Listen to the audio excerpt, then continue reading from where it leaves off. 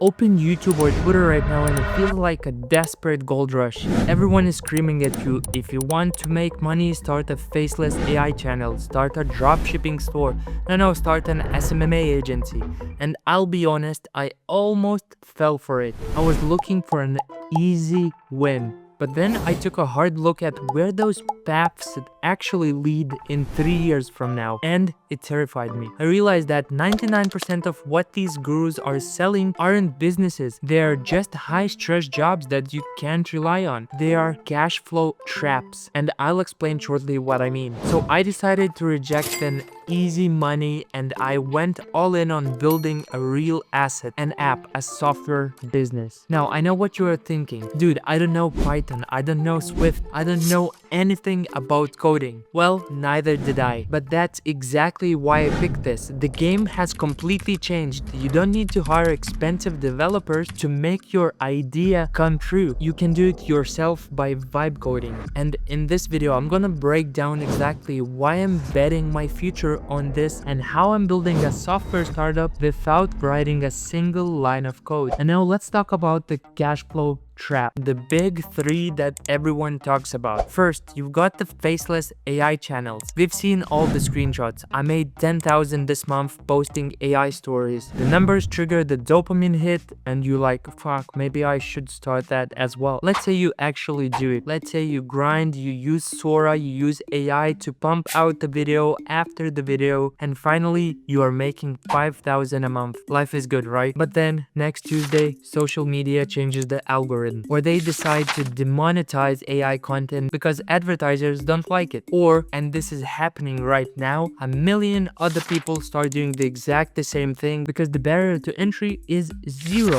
Overnight, your income goes to zero as well. You didn't build an asset, you build a fragile income stream on a platform that doesn't care about you. Then I looked at dropshipping. I have friends who do this. They show me their Shopify dashboard. Look, I made 100,000 in sales. But then I asked them the uncomfortable question, okay, but how much did you keep? And they get quiet. After the Facebook ads, the cost of goods, the shipping, the returns, they kept maybe 10,000. That's a 10% margin for 100% of the stress. The moment they stop paying Mark for the ads, the sales stop instantly. That's not a business. That is a high-stress logistic job where you are gambling with your own money every single day. And don't even get me started on SMMA agencies. The promise is great though. Just get 4 clients at 2,000 a month and you are solid. But think about the actual lifestyle. You are chasing the clients, you are cold emailing, you are jumping on a Zoom call trying to convince a dentist or gym owner to pay for your leads. And here's the worst part about the service businesses that nobody talks about, that the clock resets every month. On the first of the month, you are back to zero. You have to resell your value. If you stop working, the money stops. So I realized I didn't want a hamster wheel. I wanted a snowball. And that brought me to the asset mindset. This is the main reason I pivoted to vibe coding an app. I wanted to build something I could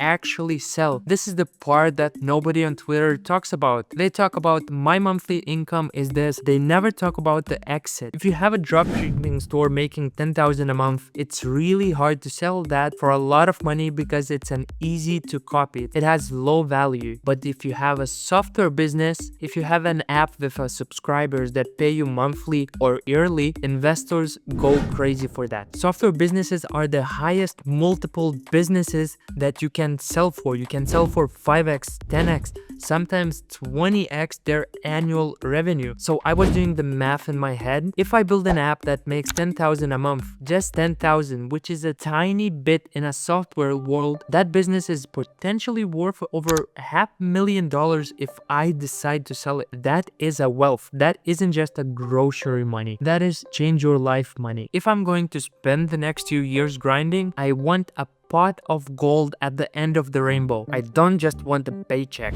And then there is a subscription freedom. This is about the lifestyle. I mentioned the SMMA model, the dreaded client chase. When you build an app, you are building a subscription business. In my eyes, this is the holy grail. You wake up in the morning, check your phone, and you see notifications from Stripe, payment received, payment received. payment received. People are using your tool while you sleep. They actually paying you because your product solves a problem that they have, not because you are on a Zoom call dancing for them. And I was thinking, okay, if I take a week off to go visit my family, or if I just burn out and I need to relax, the app doesn't stop working. The revenue doesn't stop. This is the actual freedom. And of course, in the beginning, yeah, you work your ass off like in any other business. You're battling the AI, fixing the bug, trying to get the UI right. Once it clicks, once you have the users, you disconnect your time from your money. So the more you scale it, the less you have to work on a day-to-day survival. And I came to conclusion that it's the only model where the effort to reward ratio actually gets better over time, not worse. But let's play a devil's advocate for a second. Let's say I fail. Let's say I spend 6 months vibe coding this app, I launch it and crickets. Nobody buys it. It's a total flop. Was it a waste of time? If I failed at dropshipping, all I learned is how to find a cheap product in China and burn money on Facebook ads. Those aren't even skills. But with vibe coding, in the last few weeks alone, I have learned more about the product design, logic, marketing, and the user psychology than I learned in the last 4 years. And even though I'm not writing the code line by line, I'm letting Cursor to do that. I'm learning how to think like a technical founder. I'm learning how to architect a solution. If this app fails, I can build another one in half the time and another one until it hits. I'm acquiring a founder skill stack that makes me valuable forever. Being able to take an idea from your brain and turn it in a real functioning product on a screen, that is a superpower that nobody can take away from you. And this brings me to the elephant in the room, the thing that stopped me for years,